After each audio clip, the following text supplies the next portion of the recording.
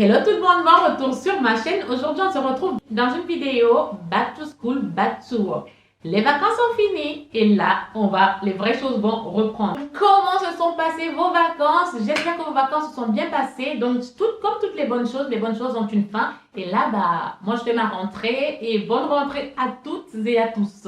Je voulais commencer cette vidéo avec une vidéo développement personnel. Vous savez que sur cette chaîne-là, je suis là pour vous partager des petits tips pour booster votre vie et la passer au next level. Et quoi de mieux que de démarrer la rentrée avec une note positive, n'est-ce pas?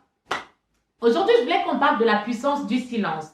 Je vais vous partager 5 avantages de travailler votre côté silencieux, de devenir une personne silencieuse. Mais avant toute chose, si tu me découvres que maintenant et que tu n'es pas encore abonné à ma chaîne, moi je t'invite à cliquer sur le bouton rouge s'abonner, tu actives tes notifications et comme ça tu es sûr de ne pas manquer mes prochaines vidéos. Sans plus attendre, let's dive!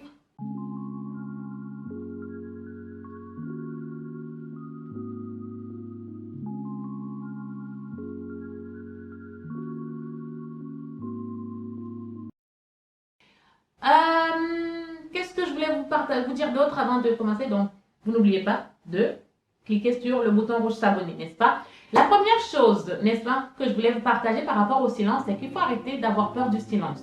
Le silence est une arme redoutable et infaillible pour développer votre charisme et impacter les gens autour de vous quand vous parlez.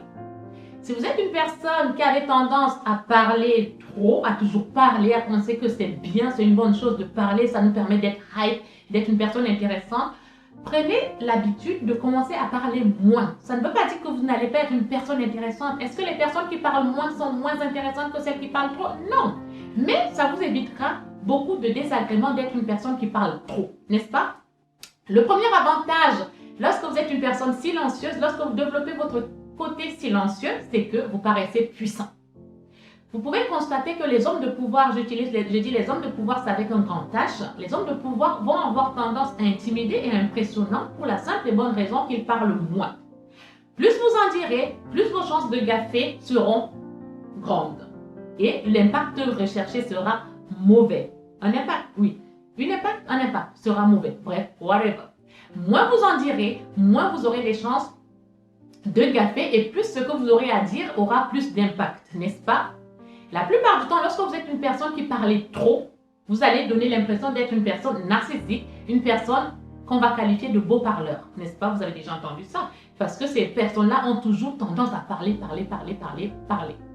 La deuxième chose, pourquoi vous devriez travailler votre côté silencieux, de devenir une personne silencieuse, c'est que une personne silencieuse va cerner son interlocuteur plus rapidement.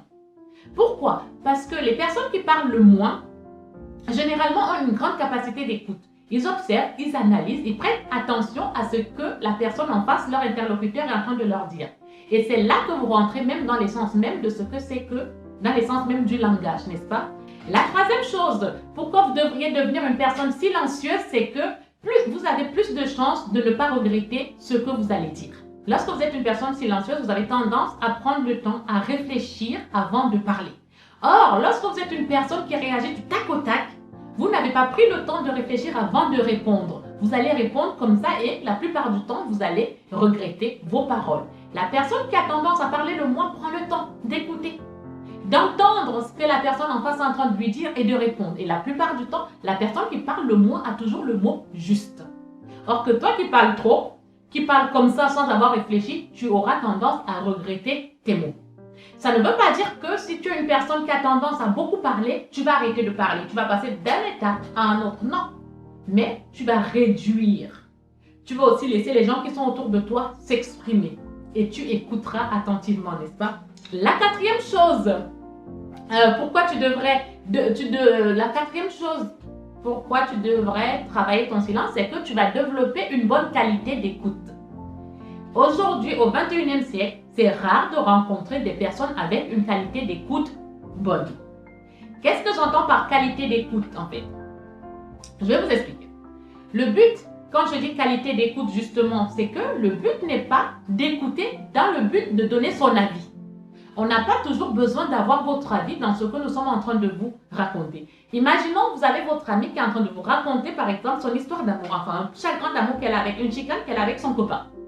Elle n'attend pas forcément que tu lui donnes ton avis sur tout. Non, ou que tu lui donnes ton avis. Elle attend juste tout simplement que tu lui prêtes ton oreille. Que tu lui prêtes ton oreille. Ici, lorsque je parle de développer une bonne qualité d'écoute, c'est de prêter ton oreille à ton ami ou à ton interlocuteur afin que cette personne puisse s'exprimer, qu'elle puisse se lâcher en fait, n'est-ce pas? Donc, on ne demande pas que vous donnez votre avis sur tout. Il y a des gens, moi la première, j'étais ce genre de personne, je travaille ce côté-là, que lorsque quelqu'un est en train de me raconter quelque chose, je me dis que la personne a besoin de mon avis forcément, mais en fait non, pas du tout, parce que la plupart du temps, même lorsque vous êtes une personne qui avait tendance à donner votre avis comme ça sur tout, la personne, votre interlocuteur vous fuira, n'est-ce pas?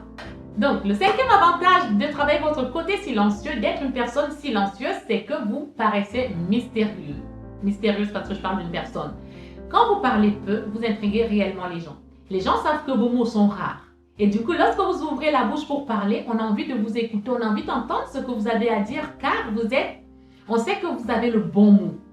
Les gens savent que lorsque vous ouvrez votre bouche, vous avez le bon mot, vous avez le mot juste, n'est-ce pas?